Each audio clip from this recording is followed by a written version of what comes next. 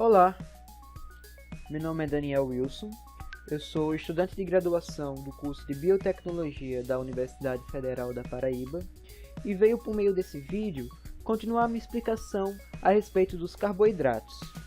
Neste vídeo, irei explicar mais a respeito dos polissacarídeos e de suas características principais. A maioria dos carboidratos encontrados na natureza ocorre como polissacarídeos, polímeros de média a alta massa molecular. Os polissacarídeos, também chamados de glicanos, diferem uns dos outros na identidade das unidades de monossacarídeos repetidas, no comprimento das cadeias, nos tipos de ligação unindo as unidades e no grau de ramificação. Os homopolissacarídeos contêm somente uma única espécie monomérica. Os heteropolissacarídeos contêm dois ou mais tipos diferentes.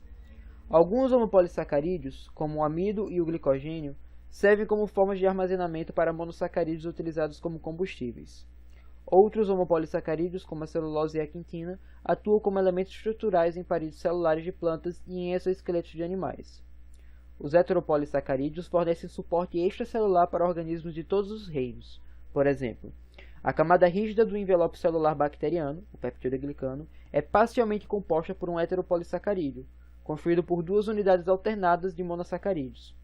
Nos tecidos animais, o espaço extracelular é preenchido por alguns tipos de heteropolissacarídeos, os quais formam uma matriz que conecta células individuais e fornece proteção, forma e suporte para células, tecidos e órgãos. Ao contrário das proteínas, os polissacarídeos geralmente não têm massa molecular definida.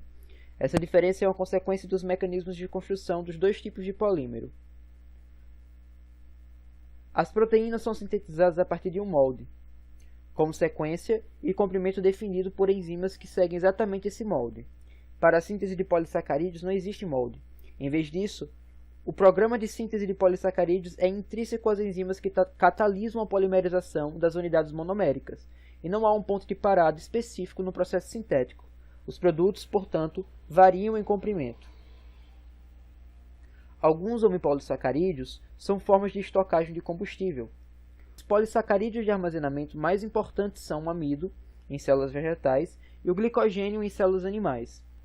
Ambos ocorrem intracelularmente em grandes agrupamentos ou granulos. As moléculas de amido e glicogênio são extremamente hidratadas, pois têm muitos grupos hidroxilas expostos e disponíveis para formarem ligações de hidrogênio com a água. A maioria das células vegetais possui a capacidade de sintetizar amido, e o seu armazenamento é especialmente abundante em tubérculos, como a batata, e em sementes. O amido contém dois tipos de polímeros de glicose, amilose e amilopectina. A amilose consiste em cadeias longas, não ramificadas, de resíduos de D-glicose conectados por ligação alfa-1,4, como na maltose. A massa molecular dessas cadeias varia entre alguns milhares até mais de 1 milhão. A amilopectina também tem massa molecular elevada, até 200 milhões, mas, ao contrário da amilose, é altamente ramificada. As ligações glicosídicas que unem os resíduos de glicose sucessivos nas cadeias de amilopectina são do tipo alfa-1,4. Nos pontos de ramificação, que ocorrem a cada 24 a 30 resíduos, são ligações alfa-1,6. O glicogênio, por sua vez, é o principal polissacarídeo de armazenamento das células animais. Como a amilopectina, o glicogênio é um polímero de subunidades de glicose ligados por ligações alfa-1,4 com ligações alfa-1,6 nas ramificações. O glicogênio, porém, é mais ramificado, em média a cada 8 a 12 resíduos, e mais compacto do que o amido. O glicogênio é especialmente abundante no fígado, onde pode constituir até 7% do peso líquido. Ele também está presente no músculo esquelético. Nos hepatócitos, o glicogênio é encontrado em grandes grânulos, os quais são agrupamentos de grânulos menores compostos por moléculas únicas de glicogênio, altamente ramificadas, com massa molecular média de alguns milhões. Estes grânulos de glicogênio também apresentam, firmemente ligadas, as enzimas responsáveis pela síntese e degradação do glicogênio. Como cada ramificação do glicogênio termina com uma unidade de açúcar não redutora, uma molécula de glicogênio com N ramificações tem N mais 1 extremidades não redutoras, mas apenas uma extremidade redutora. Quando o glicogênio é utilizado como fonte de energia, as unidades de glicose são removidas uma de cada vez a partir da extremidade não redutora. As enzimas de degradação que atuam somente em extremidades não redutoras podem trabalhar simultaneamente nas muitas ramificações, acelerando a conversão do polímero em monossacarídeos. Por que não armazenar a glicose em sua forma monomérica? Calcula-se que os hepatócitos armazenam a concentração de glicogênio equivalente a 0,4 molar de glicose. A concentração existente de glicogênio, que é insolúvel e contribui pouco para a osmolaridade do citosol, é de cerca de 0,01 micromolar. Se o citosol contivesse 0,4 molar de glicose, a osmolaridade seria perigosamente elevada, causando uma entrada osmótica de água que poderia romper a célula. Além disso, com a concentração de glicose interna igual a 0,4 molar e a concentração externa igual a 5 milimolar, a concentração do sangue de um mamífero, a variação de energia livre para o transporte de glicose para dentro das células contra este gradiente de concentração tão alto seria proibitivamente grande. As dextranas são polissacarídeos de bactérias e leveduras compostos por resíduos de D-glicose em ligações alfa-1,6. Todos têm ramificações alfa-1,3 e alguns também têm ramificações alfa-1,2 ou alfa-1,4. A placa dentária formada por bactérias que crescem na superfície dos dentes é rica em dextranas, as moléculas adesivas que permitem as bactérias grudarem-se nos dentes e umas às outras. As dextranas também fornecem uma fonte de glicose para o metabolismo bacteriano. Dextranas sintéticas são utilizadas em alguns produtos comerciais, por exemplo o Cefadex, que servem para o fracionamento de proteínas por meio de cromatografia por exclusão de tamanho. As dextranas nesses produtos são quimicamente ligadas por ligações cruzadas para formarem materiais insolúveis de vários tamanhos. Alguns homopolissacarídeos têm funções estruturais. A exemplo, temos a celulose, substância fibrosa, resistente e insolúvel em água. É encontrada na parede celular de plantas, particularmente em caules, troncos e todas as porções amadeiradas do corpo da planta, e constitui grande parte da massa da madeira e quase a totalidade da massa do algodão. Como a amilose, a celulose é um homopolissacarídeo linear e não ramificado, constituído por 10.000 a 15.000 unidades de D-glicose. Entretanto, existe uma importante diferença. Na celulose, os resíduos de D-glicose têm a configuração beta, enquanto na amilose, a glicose está em configuração alfa. Os resíduos de glicose na celulose estão ligados por ligações glicosídicas beta 1,4, ao contrário das ligações alfa 1,4 da amilose. Devido a essa diferença, as moléculas individuais de celulose e amilose dobram-se espacialmente de maneiras diferentes, dando a essas moléculas estruturas macroscópicas e propriedades físicas muito diferentes. A natureza rígida e fibrosa da celulose a torna útil para produtos comerciais, como papelão e material para isolamento, e ela é um dos principais componentes dos tecidos de algodão e linho. A celulose também é a matéria-prima para a produção comercial de celofane e seda artificial. O glicogênio e o amido, ingeridos na dieta, são hidrolisados por alfa-amilases e glicosidases, enzimas presentes na saliva e no intestino que rompem ligações glicosídicas alfa-1,4 entre as unidades de glicose. A maioria dos animais vertebrados não consegue utilizar a celulose como uma fonte de combustível, pois eles carecem de uma enzima que hidrolise ligações beta-1,4.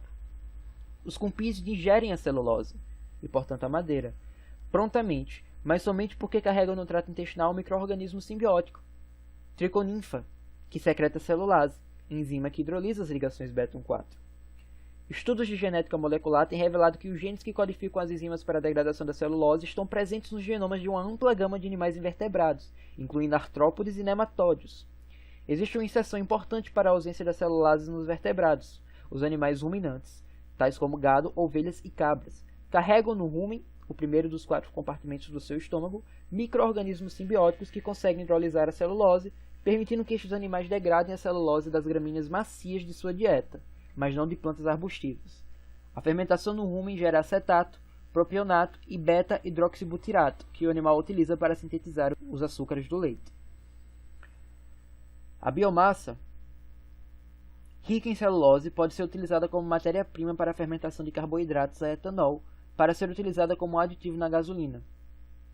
A produção de biomassa anual na Terra é o equivalente energético de aproximadamente 1 trilhão de barris de petróleo, quando convertida a etanol por meio da fermentação. Devido à sua potencial utilidade para a conversão de biomassa em bioenergia, as enzimas que degradam a celulose, tais como a celulase, estão sob intensa investigação.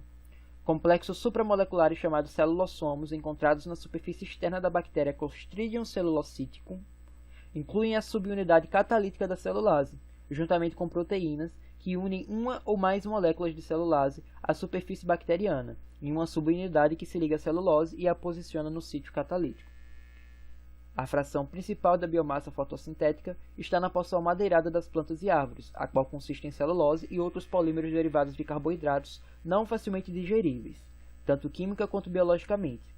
As ligninas, por exemplo, formam aproximadamente 30% da massa da madeira, sintetizadas a partir de precursores que incluem a fenilalanina, a glicose. As ligninas são polímeros complexos com ligações cruzadas covalentes com a celulose, que complicam a digestão da celulose pela celulase. Para que as plantas lenhosas sejam utilizadas para a produção de etanol a partir da biomassa, maneiras melhores para digerir os componentes da madeira precisarão ser encontradas. A quintina é um homopolissacarídeo linear composto por resíduos de N-acetilglicosamina em ligações beta-1,4. A única diferença química em comparação com a celulose é a substituição de um grupo hidroxila, no carbono 2, por um grupo de amina acetilado. A quitina forma fibras longas similares às fibras da celulose, e como a celulose não pode ser digerida por vertebrados. A quitina é o principal componente dos exoesqueletos duros de aproximadamente 1 milhão de espécies de artrópodes, insetos, lagostas e caranguejos, por exemplo. E é provavelmente o segundo polissacarídeo mais abundante na natureza, depois da celulose. Estima-se que 1 bilhão de toneladas de quitina são produzidos a cada ano na biosfera. Fatores estéricos e ligações de hidrogênio influenciam o enovelamento dos homopolissacarídeos. O enovelamento de polissacarídeos em 3 dimensões segue os mesmos princípios que governam a estrutura de polipeptídeos. Subunidades com estruturas relativamente rígidas, ditadas por ligação covalentes, formam estruturas macromoleculares tridimensionais estabilizadas por interações fracas dentro da própria molécula ou intermoleculares, tais como ligações de hidrogênio, interações hidrofóbicas, interações de Van der Waals e, para polímeros com subunidades carregadas, interações eletrostáticas. Como os polissacarídeos têm muitos grupos hidroxila, as ligações de hidrogênio têm uma influência especialmente importante em suas estruturas. O glicogênio, o amido e a celulase são compostos por subunidades de piranose. Tais moléculas podem ser representadas como uma série de rígidos anéis de piranose conectados por um átomo de oxigênio que une 2 átomos de carbono, através da ligação glicosílica. Existe, em princípio, livre rotação ao redor de ambas as ligações de carbono-oxigênio que ligam os resíduos. Porém, como nos polipeptídeos, a rotação ao redor de cada ligação é limitada pelo impedimento estérico gerado pelos substituintes. O volume do anel de piranose e seus substituintes e os efeitos eletrônicos sobre o carbono anomérico constringem os ângulos e, assim, certas conformações são muito mais estáveis do que outras, como pode ser mostrado por um mapa de energia em função destes ângulos. A estrutura tridimensional mais estável para as cadeias ligadas por ligação α1,4 do amido e do glicogênio é uma hélice firmemente enrolada, estabilizada por ligações de hidrogênio entre as cadeias. Na amilose, que não é ramificada, esta estrutura é regular, o suficiente para permitir a cristalização e, portanto, a determinação da estrutura por difração de raio-x. O plano médio de cada resíduo ao longo da cadeia da amilose forma um ângulo de 60 graus com o plano médio do resíduo predecessor, de modo que a estrutura em hélice tem 6 resíduos por volta. Para a amilose, o centro da hélice tem precisamente as dimensões corretas para acomodar íons complexos de iodo, formando um complexo azul intenso. Essa interação é a base de um teste qualitativo comum para a presença de amilose. Para a celulose, a conformação mais estável é aquela na qual cada cadeira gira 180 graus em relação aos vizinhos, o que gera uma cadeia reta e estendida. Todos os grupos hidroxila estão disponíveis para ligações de hidrogênio com as cadeias vizinhas, com algumas cadeias estendendo-se lado a lado. Uma rede estabilizada por ligações de hidrogênio intercadeia e intracadeia produz fibras supramoleculares retas e estáveis, com grande resistência à tensão. Essa propriedade da celulose a tem feito uma substância útil para civilizações por milênios. Muitos produtos manufaturados, incluindo papiro, papel, papelão, viscose, isolantes e vários outros materiais úteis, são derivados de celulose. O conteúdo de água desses materiais é baixo porque o grande número de ligações de hidrogênio entre as cadeias das moléculas de celulose esgota sua capacidade para a formação de ligações de hidrogênio. As paredes celulares de bactérias e algas contêm heteropolissacarídeos estruturais. O componente rígido das paredes celulares bacterianas, o peptidoglicano, é um heteropolímero de resíduos alternados de N-acetilglicosamina e ácido N-acetilmurâmico, unido por ligações beta-1,4. Os polímeros lineares encontram-se lado a lado na parede celular, cruzadamente ligados por peptídeos curtos, cuja estrutura exata depende da espécie bacteriana. As ligações cruzadas dos peptídeos juntam as cadeias de polissacarídeo em uma bainha resistente, chamada de peptidoglicano, que envolve a célula inteira e impede o inchaço e a lise celular devidos à entrada osmótica de água. A enzima lisoenzima é bactericida, por hidrolisar as ligações glicosídicas beta-1,4 em N-acetilglicosamina e ácido N-acetilmurâmico. Essa enzima é encontrada nas lágrimas dos seres humanos, onde é presumivelmente uma defesa contra infecções bacterianas nos olhos, e é também produzida por certos vírus de bactérias para garantir que o vírus seja liberado de dentro da célula bacteriana hospedeira, etapa essencial do ciclo de infecção viral. A penicilina e os antibióticos relacionados são bactericidas por impedirem a formação das ligações cruzadas, tornando a parede celular muito fraca para resistir à lise osmótica. Certas algas marinhas vermelhas têm paredes celulares que contêm H, mistura de heteropolissacarídeos sulfatados, compostos por D-galactose e um derivado de L-galactose, unidos entre carbono 3 e carbono 6 por uma ligação éter. O H é uma complexa mistura de polissacarídeos, todos com o mesmo esqueleto estrutural, mas sendo substituídos por diferentes quantidades de sulfato e piruvato. A agarose é o componente do agar que possui menos grupamentos carregados, sulfatos e piruvatos. Sua propriedade singular de formar géis a torna útil nos laboratórios de bioquímica. Quando uma suspensão de agarose em água é aquecida e depois esfriada, a agarose forma uma hélice dupla. Duas moléculas em orientação paralela se enrolam uma na outra, com uma volta da hélice a cada 3 resíduos. Moléculas de água ficam retidas na cavidade central. Essas estruturas helicoidais se associam uma com as outras para formar um gel, que é uma matriz tridimensional que retém grandes quantidades de água. Géis de agarose são utilizados como suportes inertes para a separação eletroforética de ácidos nucleicos, uma parte essencial do processo de sequenciamento de DNA. O agar também é utilizado para formar uma superfície para o crescimento de colônias bacterianas. Outra utilidade comercial do agar é a produção de cápsulas, nas quais alguns medicamentos e vitaminas são encapsulados. O agar seco dissolve-se prontamente no estômago e é metabolicamente inerte. E com isso, encerramos o assunto proposto a este vídeo. Espero que todos tenham entendido. Obrigado pela atenção e até a próxima.